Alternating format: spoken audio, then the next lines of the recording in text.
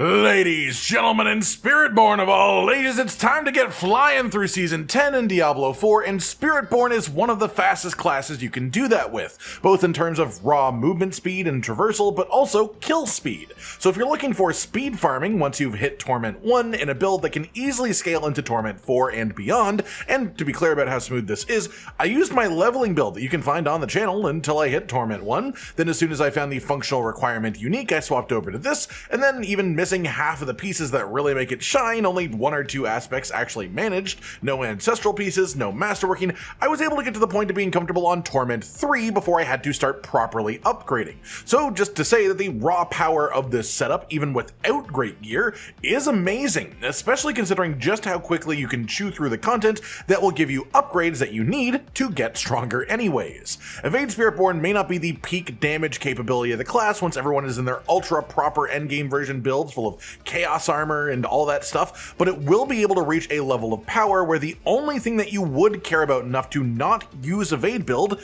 would be pit pushing. And I don't think all that many people really care that much about pit pushing, because evade's power bracket is so strong and it is the most comfortable and fastest build the class has, and you can easily max out all of the glyphs for evade build using evade build. All that said, today we're going to break down Spiritborn's evade build for the specific state of essentially early Torment 1 up to Torment 4 comfortability. I'll talk about the changes that I've made along the way, and the changes that I plan to make once I actually find the chaos armors I want to, as right now we are extremely strong but with a lot of room for upwards growth, especially considering I don't even have my second Runeword in the footage you're watching here. First up then, let's start off with the skill tree, and this is an endgame build, so I will not be going in order. I'll just be showing you where the points are, where they need to go as we move down the tree. Thunderspike, as well as its enhancement and accelerated Thunderspike, this basic skill in itself has a third attack that reduces your evade cooldown. Accelerated Thunderspike as an enhancement auto casts the Thunderspike whenever we use evade. We also have a chaos power that makes all third attack effects happen on second attack. So you evade once, Thunderspike manually once, and then your evade cooldown is reset so you can repeat this. It's not quite as quick as the original evade builds way back before they nerfed the animation, but it's quicker than every version of an evade build that has existed since that point. We then put 1 point into the vigorous passive here to let us put 2 points into velocity.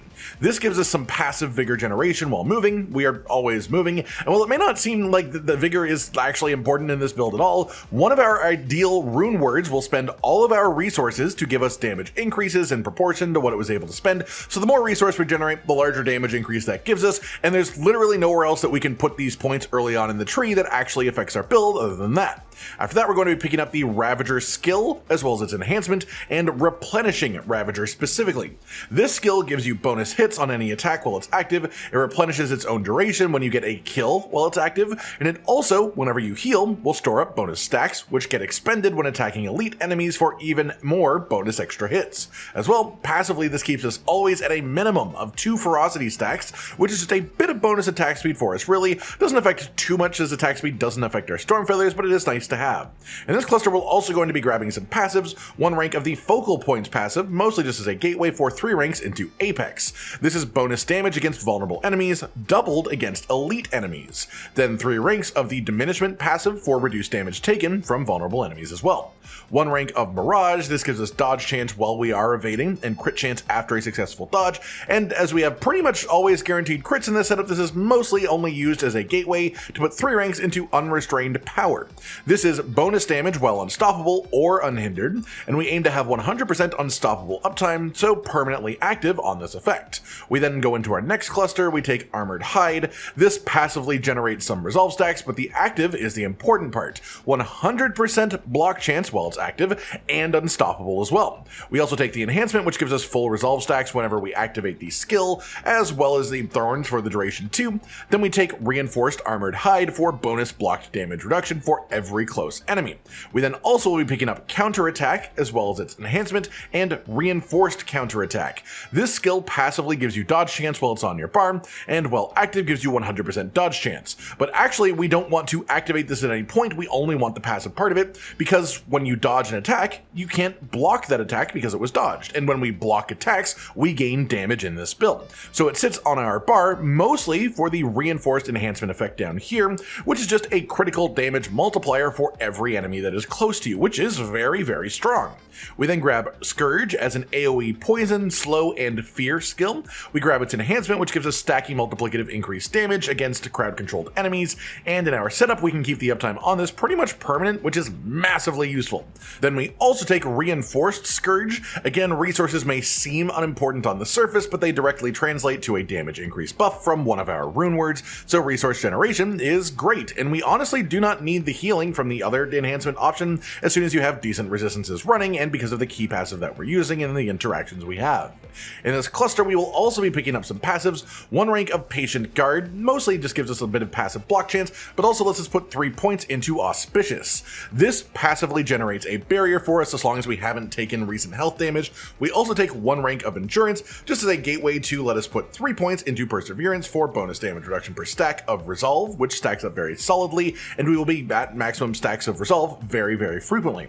Then you want at least 1 rank in the Fueled passive for a little bit of life on kill, and then you can either put the remaining 2 points in here to finish it off, or if your poison resistance is lacking, you can instead repurpose 2 of those points into Anti-Venom for bonus poison resistance and maximum poison resistance too. In the next cluster we are only going to be taking passives, 3 points into Resilient, which has actually been reworked this season. It gives you bonus maximum life, knockdown duration, and barrier generation for every gorilla based skill on your bar.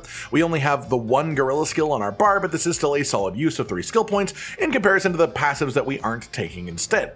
3 points in the Brilliance passive for increased Eagle skill damage in relation to your movement speed, which will be very high in our setup. Then 3 points into Acceleration, which gives us an extra evade charge, which is exactly what we need to make the evade looping more comfortable. And for 3 seconds after we evade, we do more damage with Eagle skills, which does include the Storm Feathers flying out of our evade too. We then also are going to be taking 3 points into the Potent passive here. This puts a stacking debuff on enemies that increases the damage that you do to them every time they take damage from a Jaguar skill. This will count for the Ravager skills bonus hits, and that works well enough that this damage increase is very solidly applied to enemies, especially on bosses. Then we have our ultimate skill cluster, full 5 ranks into the Seeker ultimate skill. Then we also take its enhancements as well. It is worth mentioning that this is only possible to work in this way once you have a specific unique, which is Jacinth Shell. Before you have this specific unique, you just won't be able to keep the high uptime on the Seeker, on our ultimate that we actually want. So what I'd recommend doing instead, if you don't have it, is to swap over to the Hunter ultimate specifically, grab the enhancements for that too, and instead of having the Scourge skill, take out these 3 points here, and instead put them into Crushing Hand, its enhancement, and then also Rampant Crushing Hand. The main reason that we would do this is specifically because it gives us another access to a gorilla skill that is an armored hide, so we don't have to rely purely on intricacy to keep our gorilla skills active.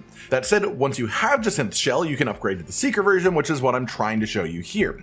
The Seeker is solid damage in itself. Its rank 5 effect is 25% chance to refund a charge when it hits the same enemy twice, so this mostly counts for bosses more than anything else. It also knocks down enemies within the radius, it gives you guaranteed crits for its full duration, and we try to keep this as high uptime as possible, which means we have nearly just guaranteed crits permanently in this build. It also forces vulnerable on any enemies inside the radius too. We then grab some passives in this area, 3 ranks of the Resolution passive. This gives us bonus damage to elite enemies for a few seconds after we use an ultimate skill. We spam our ultimate out, so this has very high uptime. 1 rank in the Sustenance passive, just as a gateway to let us put 3 ranks into Intricacy. This is an extremely important passive for the way this works. It makes it so whenever you use your ultimate skill, the most recently used skill with a cooldown can then be used for free. No cost, no cooldown. We use this 100% of the time on Armored Hide. You want to be very careful to never cast the Seeker unless Armored Hide was your most recently used cooldown skill beforehand. Thunderspike is fine to use, Evades are fine to use, but none of the cooldown skills except Armored Hide should be used before the Seeker. The reason for this is that it is what has allowed us to keep 100% uptime on Armored Hide as a skill, not only for Unstoppable, which is great, not only for the block chance, which we also translate into a damage increase, but because we are also using the Unyielding Hits legendary aspect, which has the potential to offer a massive damage increase, but only if you are using a gorilla skill at least once every 3 seconds to keep it active. So this specific combination lets us keep all of those things active if we are using it correctly. Then we're going to put 1 point into the Spiritual Attunement passive as a gateway to put 3 points into Supremacy. This is quite possibly our strongest biggest singular passive as far as damage increases go. This gives you a buff for every kill that you get during an ultimate skill's active duration. But it also gives you bonus stacks when the ultimate duration ends, and then you can slowly just start to lose stacks when no ultimate is happening. But if you spam ultimates out repeatedly, fast enough, if they are pretty much constant, you can keep the buff from supremacy at maximum stacks very easily, and the actual multiplier from this is very meaty, especially when you can get bonus ranks for it. It's just very, very strong. Then finally, our final point goes into our key passive, which is going to be Vital Strikes. Very simply for us, this may as well be a 100% damage multiplier on every Storm Feather you use, as well as guaranteed heals and vigor generation. The reason is that every feather applies vulnerable, every feather consumes vulnerable because of this key passive, so a feather will consume the vulnerable, pop for the bonus damage, trigger the other effects, then reapply vulnerable so the next feather can do the same, perfectly cycling this to take full advantage of the buff. After that, we've got our Spirit Hull choices as well. Primary Spirit Eagle is pretty much a given. This is an evade build, and the whole thing that makes the evade build function is this effect shooting out Storm Feathers when we evade. Secondary Spirit Hull is also going to be Eagle. The guaranteed crits only matter in between ultimate casts, which is quite rare, but the extra vulnerable damage is very solid for this setup, so it is not at all a total waste. And the main reason that we choose this, regardless, is that we need our primary and secondary Spirit Hull choice to match for one of our uniques. After that then, let's talk about our Chaos perks in the build, the new seasonal power-up mechanic. Two of our best slots in this build are going to be magic rarity, so you'll be able to have them super early on, and these are going to be alacrity, which makes all third hit effects from our skills happen on the second hit, which importantly for us is the evade cooldown reduction on Thunderspike. This makes the build way more consistent, and the extra basic skill attack speed is a little bit minor, but it still does help when we're trying to get an evade charge back. Accelerating Chaos is simply the best use of this slot for us. So many of the powers are based around core skills or attack speed, which just aren't really that important for us, so we take this one, both because it is lucky hit chance to cause eruptions of bonus damage, but also each time an eruption happens, it will lower the cooldown timer on one of our cooldown skills, which is a useful utility for this setup. Then we have our legendary perk, Marred Guard. You'll see this on most builds this season, honestly, as it's just super duper strong. You get locked to 50% of your maximum life, but you gain maximum resistances, maximum armor, and barrier and fortified generation. The maximum resistance is good for anyone and everyone. The armor gain is specifically able to translate into a damage bonus for us, and the barrier generation helps make us way tankier within the rest of our setup too. Then finally, our unique perk. This one you will have to get lucky and have it drop from Martok in the Infernal Hordes, a Beast Cornered. This is a perfect synergy with Marred Guard. For every 10% life you are missing, you get bonus damage and damage reduction, as well as life lost when you spend resources. On the PTR, the life lost when you were spending resources was basically non-existent. This is actually a thing now. It does cost your life properly, but you can offset this through all the healing that we have, and the barrier generation especially. We will literally never be above 50% life then, so the minimum bonus that this can provide at maximum upgrades is 100% damage increase multiplier, and 25% damage reduction. We have multiple methods of spending our own life as well to increase our damage, and we often hover around the 10 to 20% life mark, but for reference, at 10% life, this buff alone would be 180% damage increase as a multiplier and 45% damage reduction, so it's just immensely powerful as a result. Moving on, we have our uniques and our legendary aspects in the build as well. Only one unique is straight up required to use this as it is, which is Jacinth's Shell, the unique chest. This gives us a ton of cooldown reduction because of the way the effect works, and combined with the accelerating Chaos perk, the total cooldown reduction that we have from these is what lets us pretty much just have 100% uptime on these Scourge buffs, but also it makes the Seeker ultimate pretty much permanently active, which is a main part of what makes the build function, because it lets us also keep full uptime on Armored Hide. As for the stats to aim for on this piece, with either greater affixes or masterworking bonuses, it somewhat depends. If you can reach the cap of armor needed for unyielding hits aspect, then your ideal choice would be to get as much as you can out of damage reduction while injured. We will be injured very frequently in this setup because we'll be basically running around just above low life. This gives us a lovely extra layer of survivability whenever that happens. Otherwise, focus on the flat armor affix and the percent armor affix increase until you can reach the armor requirement for unyielding hits. The next unique is, I would say, partially required. It helps a lot with the cooldown management side of things, which is important, but it also is mostly around for the damage scaling it gives us, which is Loyalty's Mantle. Increased primary Spirit Hull effectiveness and the cooldown reduction for for that spirit skills when your primary and secondary spirit hall choice match. This combines to give us loads of bonus spirit feather damage, which is great, as well as a ton of cooldown reduction for our ultimate skill, which is also used to help make it unlimited. As for which affixes to focus on this, or the effect roll and such if you are choosing between two versions of the helmet, the effect roll is fantastic. It is quite important. You want it at minimum around 35%, but a pure full 60% would be ideal. Past that, the most important affix on it is straight pure damage reduction. So that's your ideal greater affix if it rolls ancestral, and it's where you want your masterworking procs to hit too.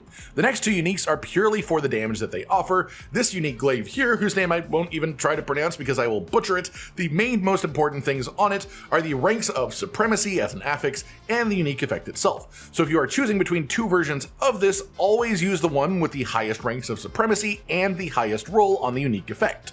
Final unique is the Band of First Breath. This consumes a stack of resolve whenever you evade to give you a damage boost for the next few seconds. We are constantly evading, we constantly fill up our resolve when we use Armored Hide, so this is basically just a free permanent bonus damage multiplier.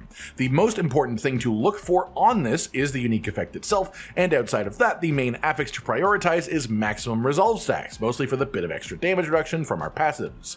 You could go into crit chance on this, but again, as long as the Seeker is active, we have 100% guaranteed crits, and when the build is put together properly, the Seeker is pretty much 100% uptime.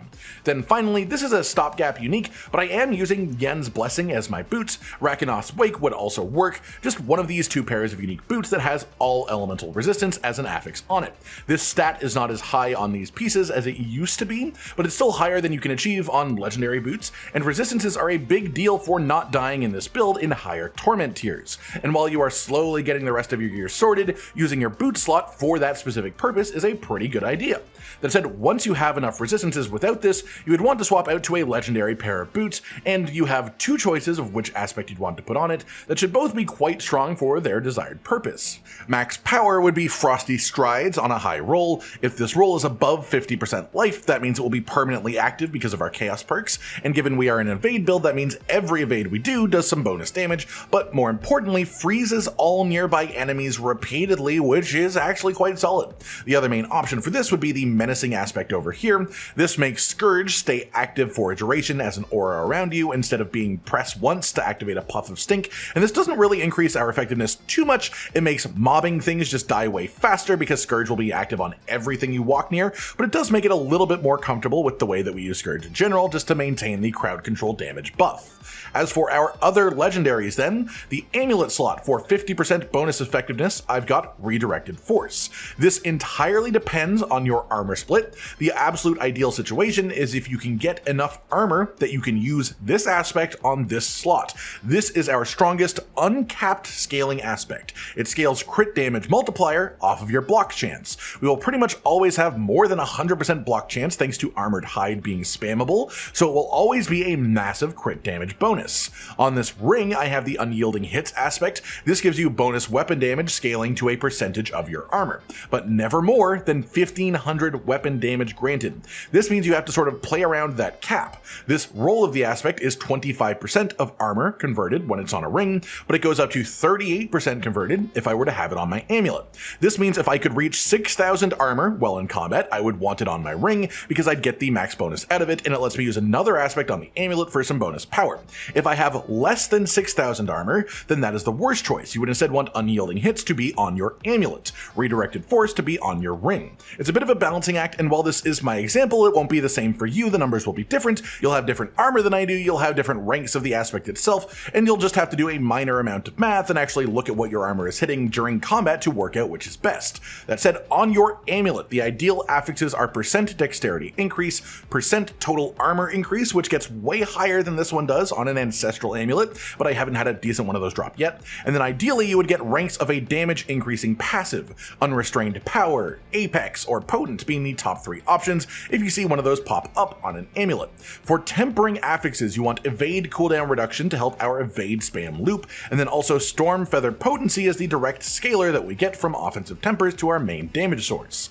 As for what to prioritize for masterworking and greater affixes, again, armor is most important until you reach the cap that you can gain from unyielding hits. Then you want to fully just put into passive ranks if you have them. If you don't have passive ranks, then the percent dexterity increase should be the focus. For your ring, I've got dexterity, maximum life, and critical hit damage, but ideally you'd have all element resistance on here instead of the maximum life increase, as it ends up being better for survivability in the long term. For tempering affixes, storm feather potency again for the offensive slot, and then bonus seeker charges from the resource temper. This simply helps manage the cooldowns on it. We have tons of sources of cooldown reduction, but if you want to truly spam it for 100% uptime, having more charges makes it more reliable to do that with. And especially considering it gives us guaranteed crits, it is very much worth investing in. That said, I'd recommend for Masterworking to prioritize the seeker charges for 2 of the 3 big upgrades, and storm feather potency for the 3rd. For your greater affix rolls on the actual item, the best option would be all element resist to try and help hit our resistance caps. For our gloves, we've got the vehement brawler aspect for 2 reasons. First, the damage bonus will be permanently active, so pure bonus on that one, but also the 2 bonus ranks of our ultimate means lower cooldown timer. This means more frequently usable, and that helps our entire loop function correctly. As for the affixes, ideally it would be dexterity, flat armor increase, and then also all element resistance to help us reach our resistance caps. Then for tempering affixes, you want storm feather potency once again, and then barrier generation in the utility slot to help us maintain full barrier consistently. For masterworking priority, storm feather potency all the way. For greater affix priority, the flat armor roll specifically. Then finally we have our pants, and I'm using the Bruiser legendary aspect. This has fantastic synergy in this setup. It gives 2% increased armor and some thorns for every 1% maximum life you are missing. We again are going to be running at 50% of our maximum life always. This means a minimum of 100% bonus armor from this effect, scaling to be even higher than that if we ever dip under half health too. This is fantastic for scaling the unyielding hits aspect, so try to take this into consideration when tallying up your armor total, and that's why we need to look at it in combat specifically. As for affixes on this piece, dexterity, maximum life, and flat armor increase are absolutely ideal. The tempering affixes should be percent armor increase on the defensive slot and barrier generation on the utility slot. Your masterworking priority is total armor percent increase, and your greater affix priority is either flat armor if you still need more armor to hit damage conversion cap, or maximum life if you don't. That covers our gear, but I do want to specify that this is obviously with no chaos armor at all, no chaos uniques, but there are just various ones that you can get that would make this stronger. Even just having like a chaos unique version of the weapon, so we could use a normal legendary 2-handed weapon instead with all the bonus power we could get from that slot would be a big difference. But I'll be searching for chaos armor over the next couple of days in the hopes of being able to show you guys exactly what an ideal chaos version of this setup would look like as soon as I possibly can. But this is specifically the mid Torment build, the one you'll be using to farm up and gain power and find your chaos armor, not the fully finished one, so keep that in mind. That said, we've got gems and runewords as well. You want to use your jewelry gem slots to pick up holes in your resistances. If your resistances are solid and you're not worried about them, then you can just use skulls in these slots instead for the flat armor gain and the damage conversion we'll get from that through the unyielding hits aspect. For your armor slots, you want amethyst for the barrier generation, and for runewords, you want the sem rune, which gives offering on evade, paired with the q rune, which casts earthen bulwark every 4 evades within this combo. This is great barrier generation for us, and then for your other one, I actually don't have my full ideal combo yet, but what you would want is the Seer rune, giving you 300 offering every 3 seconds, essentially is the short way of saying it, and we would pair that with the Cax rune, if I had it, QAX. This one, when activated, spends all available resource to increase your damage up to 100% for the next 1 second. So this would result in a major damage spike every few seconds as a result. After that, we got our mercenary choices, and primary mercenary is going to be right here. If you need more armor to hit the armor conversion cap in this setup, then you want to go down the left side path for the 15% bonus armor. If you do not need that, go down the right side path instead for bonus resistance passive, which is lovely, and this passive at the end, which just gives you some passive damage buffs while you are playing with Rahir as your mercenary. For your reinforcement, you want Varyana and the Earthbreaker skill, triggering whenever you cast a skill, just for some free extra crowd control on everything you do.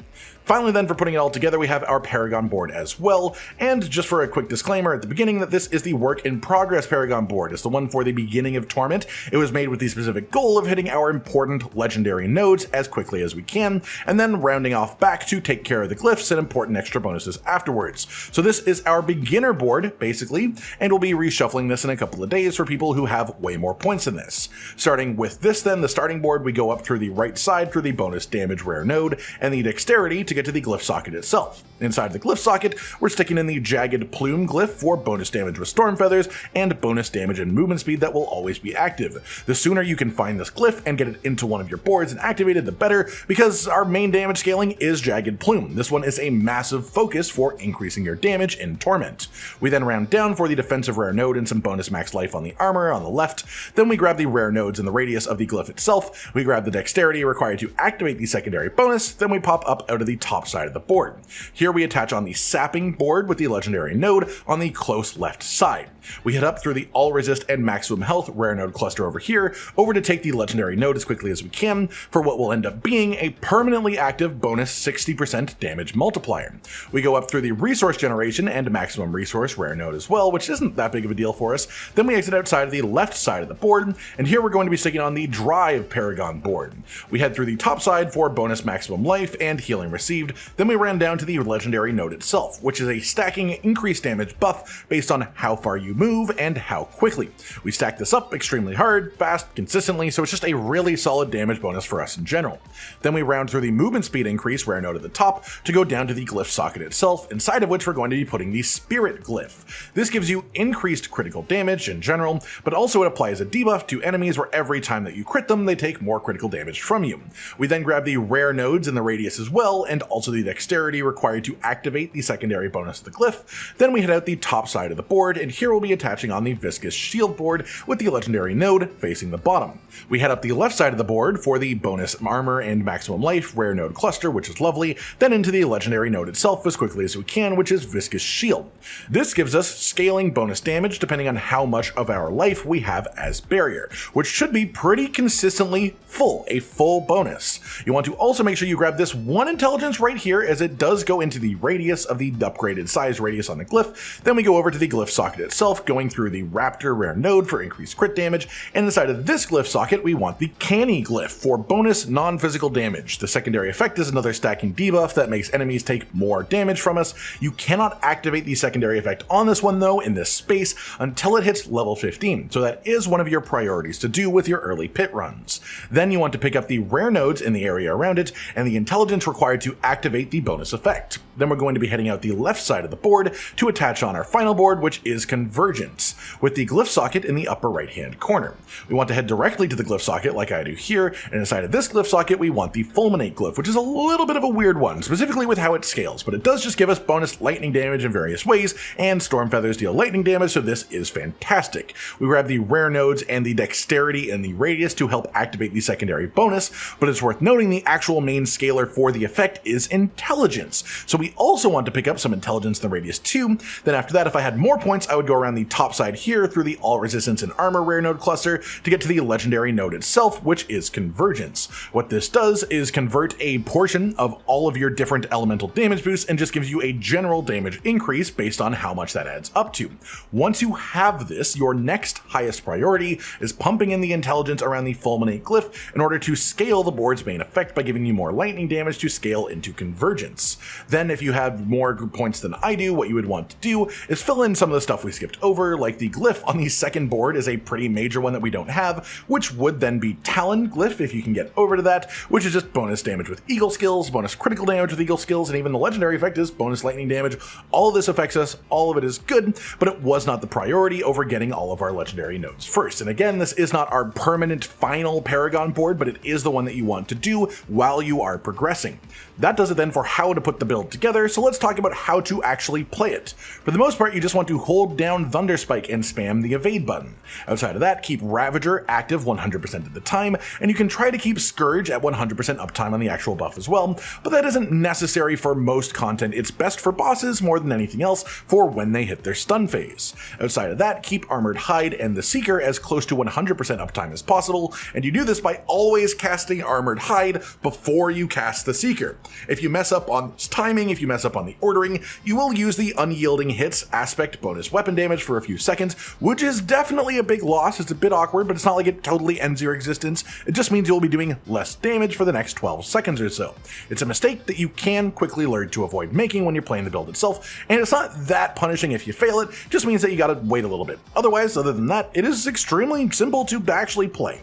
That said, one more quick note, there is a keybind that you can use to make this easier as well. In the options you can bind hold position, and the main thing that this does when active is it allows us to cast an ability that would otherwise normally require a target, even if no target is around. But it does also stop you from interacting with things like loot on the ground or portals or stuff like that while it's active. I usually toggle this on when I am just blasting through in a combat area because it lets me thunderspike constantly even when there aren't enemies nearby, so you can just constantly reset your evade cooldown even if the enemy isn't right beside you, and it's a very useful keybind to be aware of for that exact purpose. That's it for today then, everyone. Your build guide for mid-Torment Evade Spiritborn is a direct upgrade to our leveling setup and the precursor to the eventual super endgame version of an evade build. It's crazy that this is as powerful as it is right now, even though it's missing so many parts that will eventually be in the end version. Evade feels fantastic in Season 10. I hope you've all enjoyed this and I hope you enjoy using it for yourselves in the game too. Like if you liked the video, subscribe to the notification bell for more, and most importantly, ladies and gentlemen, until next time, stay sweet.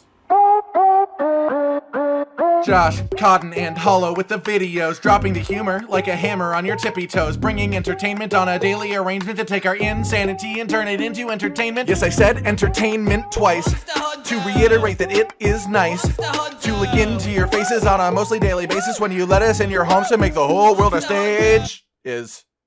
Goodbye.